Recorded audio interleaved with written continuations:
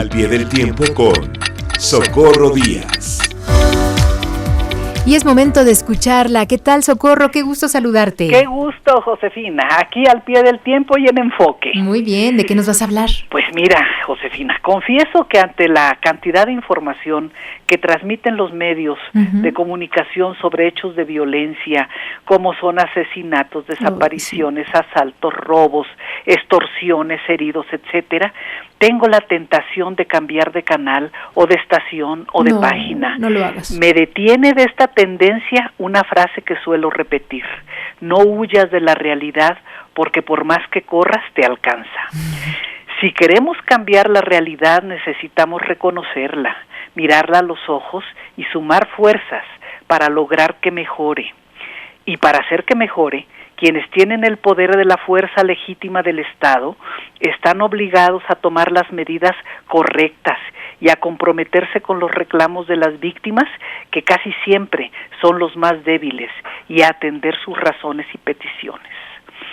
Entre la suma de hechos violentos me ha causado una enorme pena oír a dos de las madres buscadoras de desaparecidos, que son pues sus hijos e hijas, hermanos, hermanas, maridos, etcétera, sostener que tienen más confianza en una promesa sacada a las bandas criminales mediante negociaciones y ruegos públicos y extrañas negociaciones que en la acción de las autoridades. Qué triste. Esto sucedió esta semana en Sonora y en Tamaulipas. El martes, los integrantes del Gabinete de Seguridad, que son los secretarios pues de Gobernación, Defensa y Marina y Seguridad Ciudadana, se reunieron en el Senado con legisladores para dar un informe de cómo está la situación del país. El reporte es deprimente. La Guardia Nacional disminuyó en un 63% el número de criminales detenidos y sometidos a proceso.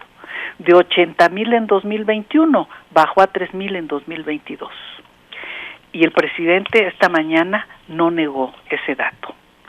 Entre la pandemia y el error estratégico contenido en la frase abrazos no balazos, retórica que yo entiendo, pero que los jefes criminales que operan en el país quisieron traducir como manos libres e impunidad ilimitada, los datos sobre el aumento de la violencia y la impunidad en México son escalofriantes.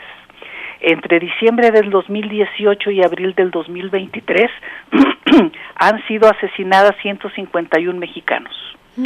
El ritmo de 35,000 homicidios y feminicidios por año en el presente sexenio puede convertirlo en el más letal de que se tenga registro hasta ahora. En el sexenio anterior se registró un total de 157,158 a razón de 25,000 por año. Y en el 2006 a 2012, el de los balazos sin abrazos, se registraron 121,613 con un promedio de 20,000 asesinatos por año.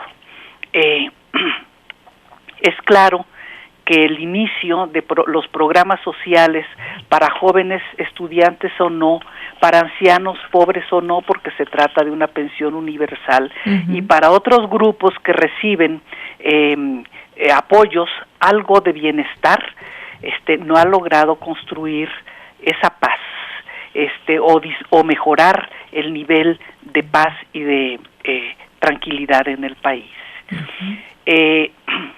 Porque pues es claro que los datos están hablando, porque no hay algo de paz y seguridad en aumento con respecto a la ley y al orden.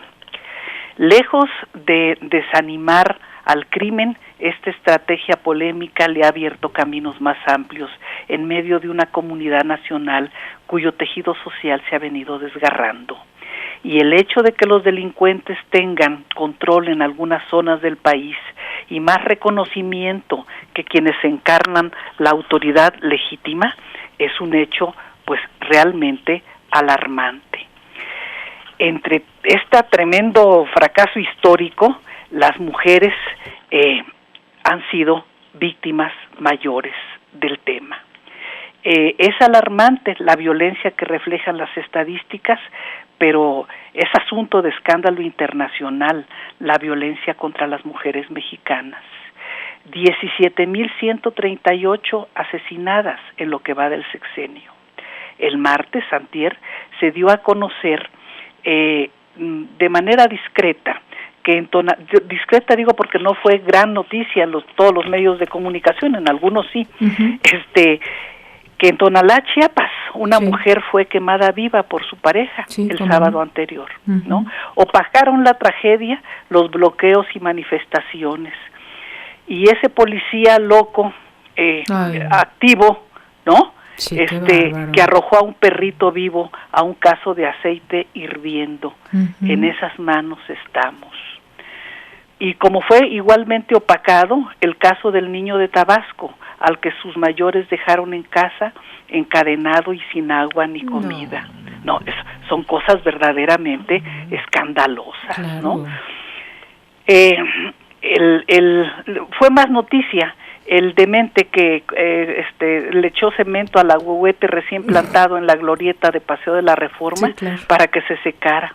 Por cierto, los domingos el icónico Paseo de la Reforma se transforma por ocurrencias populistas de quién sabe quién en un gran tianguis.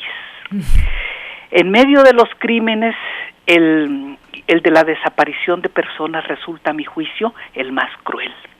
No solo porque muchas víctimas son torturadas y cortadas en pedazos mientras agonizan, sino porque sus entierros clandestinos son una tortura de por vida para sus familiares y amigos. Por desgracia, más de la geografía y del destino, Colima, el estado donde nací, se ha convertido en un inmenso cementerio. Siendo una de las 3 entidades federativas con menos población, tiene alrededor de 750,000 habitantes, está entre 2 metrópolis del crimen, Michoacán y Jalisco, con grupos del crimen organizado que se disputan las privilegiadas vías de comunicación del Estado, donde se encuentra Manzanillo, el puerto más importante y peligroso del Pacífico. Sí. Esta semana fue secuestrado y asesinado el director de operaciones aduanales del puerto, un civil que sustituyó a un militar.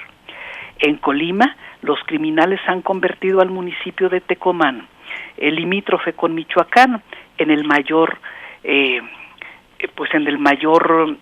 cementerio clandestino.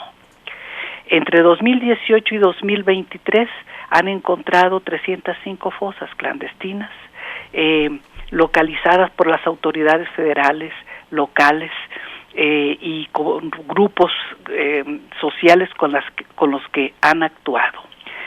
Colima tiene 305 fosas clandestinas, mientras nada más doy un dato, Sinaloa hay 246 o Guerrero 229 o Michoacán 230.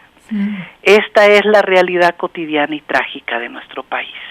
Ante ella, las organizaciones civiles y humanitarias han solicitado a otras en el mundo los métodos de búsqueda y los protocolos ideados en otras circunstancias de tragedia y escándalo.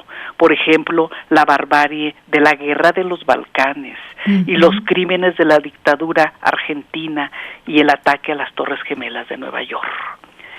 Y mientras esta es la realidad de inseguridad y violencia que viven millones de mexicanos, otros en lugar de gobernar,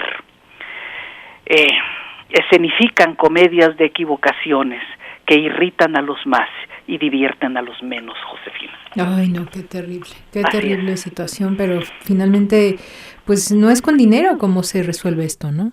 No, es con estrategias adecuadas y con gran capacidad de acción y con claridad de miras y con la cabeza abierta para ver la realidad y para entender que es necesario frente a la violencia y al crimen aplicar con respeto a la ley y el orden. Claro, y respeto a la ciudadanía que por supuesto está padeciendo y sufriendo de la tanto. Sociedad, adquiriendo tanto apoyo y tanta protección por parte de las autoridades. Claro. Pues muchísimas gracias, Socorro. Gracias a ti, Josefina. Un abrazo. Y seguimos con más aquí en Enfoque Noticias.